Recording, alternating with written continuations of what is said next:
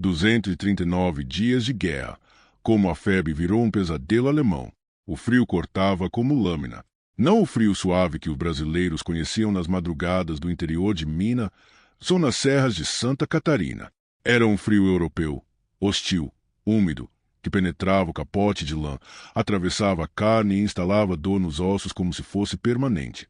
Na encosta do Monte Castelo, em novembro de 1944, um soldado do estado do Piauí, que nunca tinha visto neve em toda a sua vida, firmou o fuzil com as mãos entorpecidas e olhou para cima.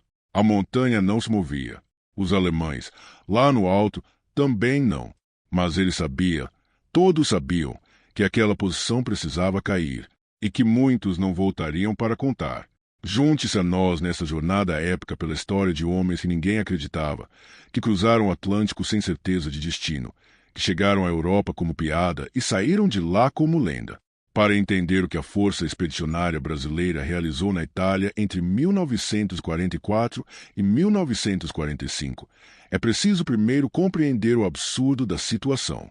O Brasil era, em 1942, uma nação que vivia entre dois mundos. O presidente Getúlio Vargas admirava abertamente o fascismo europeu, tinha relações comerciais com a Alemanha nazista e mantinha o país na ambiguidade conveniente da neutralidade. Mas havia um problema. Os alemães não respeitavam fronteiras diplomáticas no Atlântico. Entre fevereiro e agosto de 1942, submarinos do Terceiro Reich afundaram mais de 30 navios mercantes brasileiros. Mais de 600 civis morreram. O povo foi às ruas. A pressão era insuportável. Em agosto de 1942, Vargas declarou guerra às potências do eixo. A decisão era política. A capacidade militar era outra história. O Exército Brasileiro de 1942 era, por eufemismo, uma instituição em transição. As Forças Armadas do país não haviam participado de um conflito internacional desde a Guerra do Paraguai, encerrada em 1870, 72 anos antes. Os equipamentos eram obsoletos. A doutrina militar era desatualizada. A maioria dos oficiais nunca havia visto combate real. E a ideia de enviar tropas para lutar na Europa contra a Wehrmacht, o exército mais eficiente e mortífero da história moderna, soava, para muitos observadores, como uma fantasia perigosa. Dentro do próprio Brasil, o ceticismo era devastador. Havia um ditado que circulava nos círculos militares e na imprensa: é mais fácil uma cobra fumar do que o Brasil mandar soldados para a guerra. A piada se tornou símbolo. A FEB, quando começou a ser organizada, adotou a cobra fumando como emblema. Era uma provocação, uma resposta raivosa ao escárnio. Mas por trás da irreverência havia uma questão real. Aqueles homens conseguiriam mesmo lutar? A preparação foi caótica, para dizer o mínimo. O governo precisava recrutar, treinar, equipar e transportar uma força de dezenas de milhares de soldados para um teatro de operações do outro lado do Atlântico, onde submarinos alemães ainda patrulhavam as rotas. O general João Batista Mascarenhas de Moraes foi escolhido para comandar a expedição. Era um homem metódico, sério, que entendia as limitações que tinha em mãos, ao mesmo tempo compreendia a magnitude do que estava sendo pedido. Os recrutas vinham de todos os cantos do Brasil. Fazendeiros do Nordeste que nunca tinham saído do município natal, operários de São Paulo, estudantes do Rio, índios recrutados nas regiões mais remotas da Amazônia. Havia homens que chegaram ao centro de triagem sem nunca ter usado sapatos. Havia outros que nunca tinham visto um rádio de comunicações. O processo de transformar esse material humano bruto em soldados compatíveis com os padrões do exército aliado era, na melhor hipótese, um desafio extraordinário. O treinamento foi intenso, mas o tempo era curto. Os americanos, que liderariam as operações na Itália como parte do 5º Exército do general Mark Clark, olhavam para os brasileiros com uma mistura de ceticismo e condescendência velada. Havia quem duvidasse que os febianos, como os soldados da FEB passariam a ser conhecidos, tivessem temperamento para o combate europeu. Não era estratégia, era preconceito, e esse preconceito custaria caro a todos que o carregaram. Em julho de 1944, o primeiro escalão da FEB embarcou nos navios de transporte com destino à Itália. Eram aproximadamente 15 mil homens na primeira leva, que chegaria a mais de 25 mil ao longo da campanha. Levavam consigo o peso de um país inteiro assistindo, esperando, alguns torcendo, outros apostando no fracasso. O teatro de operações italiano era um dos mais brutais da Segunda Guerra Mundial. A Itália havia capitulado em setembro de 1943, mas os alemães não recuaram simplesmente. Ao contrário, construíram uma série de linhas defensivas que atravessavam a península de leste a oeste, aproveitando ao máximo o terreno montanhoso dos Apeninos.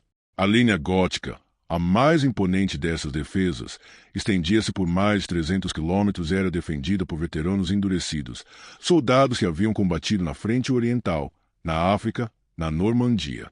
Homens que conheciam a guerra de uma forma que a maioria dos brasileiros jamais havia imaginado. Do lado aliado, o 5º Exército Americano dispunha de dezenas de divisões, apoio aéreo massivo, artilharia abundante e linhas de suprimento que atravessavam o Mediterrâneo. A FEB seria integrada ao 4º Corpo de Exército, operando principalmente no Vale do Rio Reno e nos Apeninos Centrais. A missão, em teoria, era simples: avançar, empurrar os alemães para o norte, quebrar suas linhas defensivas. Na prática, era um pesadelo de logística, altitude, neve, lama, arame farpado e morteiros. Os alemães que defendiam aquela região pertenciam principalmente à 232ª Divisão de Infantaria, reforçada por elementos de outras unidades. Eram veteranos com equipamento superior, posições fixas construídas durante meses de preparação e a vantagem inestimável do terreno elevado. Cada morro era uma fortaleza, cada aldeia destruída era uma posição e tiro. Cada vale era um corredor de morte. O primeiro choque foi brutal. Nos primeiros combates em setembro e outubro de 1944, a FEB encontrou resistência feroz e descobriu, na pior das escolas, a diferença entre treinar e guerrear. Havia problemas de comunicação. Havia dificuldade de coordenação com as unidades americanas. Havia o choque cultural da guerra moderna. Aviões voando rasante, artilharia abrindo crateras no solo, o som dos MG-42 alemães, as metralhadoras que disparavam uma velocidade que parecia impossível e que os veteranos chamavam simplesmente de serras elétricas. Mas havia também algo mais. Havia resiliência. Os soldados brasileiros, vindos de um país de dimensões continentais e condições adversas, revelaram uma capacidade de adaptação que surpreendeu inclusive seus comandantes americanos. Aprendiam rápido, sofriam, mas não quebravam. E, mais importante, mantinham uma coesão de unidade, um sentido de camaradagem forjado não apenas no treinamento, mas na estranheza compartilhada de estar tão longe de casa, em um continente que poucos tinham sequer imaginado visitar. Monte Castelo foi batismo de sangue. O objetivo era uma posição alemã elevada, dominando o vale, protegida por bunkers, arame farpado, campos minados e um campo de fogo livre que transformava qualquer avanço em suicídio coletivo. A primeira tentativa de tomada, em novembro de 1944, fracassou. A segunda também. E a terceira. Os brasileiros avançavam sob fogo cerrado, alcançavam as primeiras linhas de defesa e eram rechaçados pela superioridade de posição dos alemães. Cada ataque deixava mortos na neve. Não era covardia. Era física. Um homem atacando morro acima contra posições entrincheiradas, com fogo de metralhadora varrendo terreno aberto, é uma equação impossível sem apoio de artilharia adequado, sem coordenação de flancos, sem supressão aérea. E naqueles primeiros meses, a coordenação nem sempre funcionava como deveria. O erro decisivo dos alemães foi subestimar o que estava sendo forjado do outro lado da linha. Cada ataque fracassado era uma lição. Cada retirada era um acúmulo de raiva, de determinação, de aprendizado técnico e tático. Os oficiais brasileiros estudavam os padrões defensivos alemães. Os sargentos aprendiam onde estavam os pontos cegos das posições inimigas. Os soldados desenvolviam uma intuição de combate que nenhum manual poderia ensinar. Em fevereiro de 1945, Monte Castelo finalmente caiu. Desta vez, a FEB atacou com coordenação completa. Artilharia pesada suprimindo as posições alemãs, apoio americano nos flancos, avanço noturno para reduzir o campo de fogo inimigo. Os brasileiros chegaram ao cume. Os alemães recuaram. E algo mudou naquele momento, algo que vai além da tática militar. O mundo prestou atenção.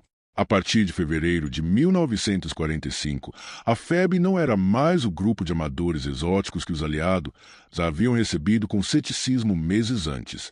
Era uma força de combate testada, confiável em muitos aspectos, admirável.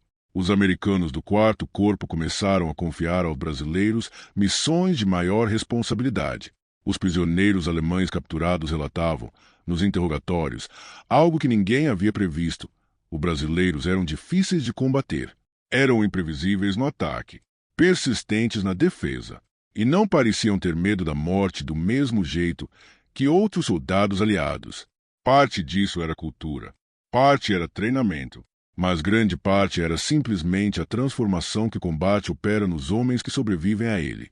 Um soldado que lutou em Monte Prano, em Castel Nuovo, em Montese, não é mais o mesmo jovem que embarcou no porto do Rio de Janeiro meses antes. Ele carrega consigo um peso e uma serenidade ao mesmo tempo impossíveis de descrever para quem não os viveu. A Batalha de Montese, em abril de 1945, foi o clímax da campanha. Era uma cidade no alto dos Apeninos, transformada pelos alemães em posição defensiva de alta importância. A 148ª Divisão de Infantaria Alemã, veteranos duros, defendia cada rua, cada casa, cada pedaço de muro. A FEB foi lançada em ataque frontal. O combate foi urbano, visceral, brutal. Casa por casa, cômodo por cômodo. Os brasileiros tomaram Montese. Custou sangue, custou vidas. Mas custou muito mais aos alemães, que perderam centenas de homens e foram forçados a recuar de uma posição considerada impenetrável. Números contam parte da história.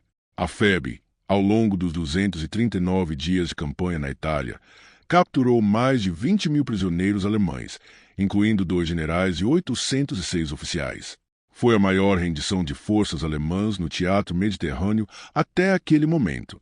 A 148ª Divisão Alemã, que havia enfrentado os brasileiros em Montese, foi praticamente destruída como força combatente. 29.300 combatentes passaram pela FEB durante a campanha. 465 homens morreram em combate. 2.322 foram feridos. 361 morreram de doenças e acidentes. Cada número era uma vida. Cada vida era uma história que voltaria, ou não voltaria, para uma família no Brasil. Mas os números dizem algo mais. A taxa de eficiência da FEB, medida pela proporção de prisioneiros capturados em relação ao tamanho da força e ao tempo de campanha, estava entre as mais altas de qualquer divisão aliada no teatro italiano. Para um exército que entrou na guerra como piada, esse era um legado extraordinário. O que fez a diferença? Historiadores militares debatem a questão até hoje. Alguns apontam para a liderança de Mascarenhas de Moraes, um general que era exigente sem ser cruel, que entendia as limitações de seus homens e as respeitava ao mesmo tempo em que os empurrava além delas. Outros falam da resiliência cultural brasileira, de uma população acostumada à adversidade, ao improviso, à sobrevivência em condições difíceis, que transferiu essas habilidades para o campo de batalha de uma forma orgânica e poderosa. Há ainda quem aponte para a raiva de homens que chegaram à Europa querendo provar algo, não apenas aos alemães, mas ao mundo inteiro que havia duvidado deles. Provavelmente era tudo isso ao mesmo tempo. A guerra não é simples. As batalhas não são decididas por um único fator. São decididas pela soma de 1000 variáveis humanas, cada uma carregando o peso de uma história, de um medo superado, de uma decisão tomada sob pressão impossível. O que é certo é que, quando o armistício chegou em maio de 1945 e os soldados da FEB começaram a se preparar para voltar ao Brasil, eram homens diferentes dos que haviam partido. Tinham visto a guerra em sua forma mais crua. Tinham enterrado companheiros. Tinham capturado inimigos que, vistos de perto, eram apenas outros homens com uniformes diferentes.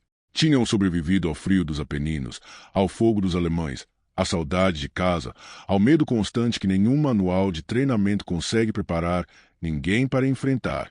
Os veteranos da FEB voltaram ao Brasil em julho de 1945 e foram recebidos com certa indiferença, o que é uma das ironias mais amargas da história militar brasileira. O país havia mudado durante a guerra. Vargas havia sido deposto. Havia eleições pela frente. A política interna consumia a atenção pública. Os febianos desfilaram pelas ruas do Rio de Janeiro, mas a festa durou pouco. Muitos voltaram para as mesmas cidades, as mesmas dificuldades, as mesmas vidas que haviam deixado para trás, mas transformados de uma forma que ninguém ao redor conseguia compreender. Décadas depois, a memória da febre foi sendo resgatada com o cuidado que merecia. Pesquisadores, escritores, documentaristas e historiadores foram reconstruindo peça por peça a história daqueles homens. E o que encontraram foi uma narrativa de coragem que ultrapassa qualquer fronteira nacional. A história universal de pessoas comuns colocadas diante de circunstâncias extraordinárias e descobrindo, para surpresa de todos, incluindo elas mesmas, que tinham dentro de si algo que o medo não conseguia apagar. Há uma fotografia tirada em algum momento entre fevereiro e abril de 1945, nos Apeninos italianos. Nela, um grupo de soldados brasileiros descansa em um vilarejo tomado. Estão com os uniformes sujos de lama, as botas furadas, os rostos marcados pelo cansaço e pelo frio. Um deles, um jovem de talvez 19 anos, olha diretamente para a câmera. Não há triunfalismo no olhar. Não há heroísmo teatral. Há apenas a expressão de alguém que passou pelo fogo e saiu do outro lado, diferente, mais pesado, mais sábio de um jeito que não se aprende em sala de aula. Aquele jovem era a febre. Não o detalhe, não a estatística, não a estratégia militar. Era aquele olhar, o olhar de quem foi chamado de piada e transformou a piada em história. A cobra fumou, e o mundo inteiro ficou sabendo. Depois daquele dia, o Brasil nunca mais pôde dizer que não tinha soldados. Depois daqueles 239 dias, nenhum general alemão jamais voltaria a subestimar um exército por causa de sua origem. Depois de Monte Castelo, de Montese, de cada trincheira aberta na neve dos Apeninos, o mundo aprendeu algo que os febianos já sabiam desde o Porto do Rio, que a guerra não escolhe seus heróis pelo endereço. Ela os forja, e os que sobrevivem carregam para sempre a marca do que foram capazes de fazer quando ninguém acreditava que conseguiriam.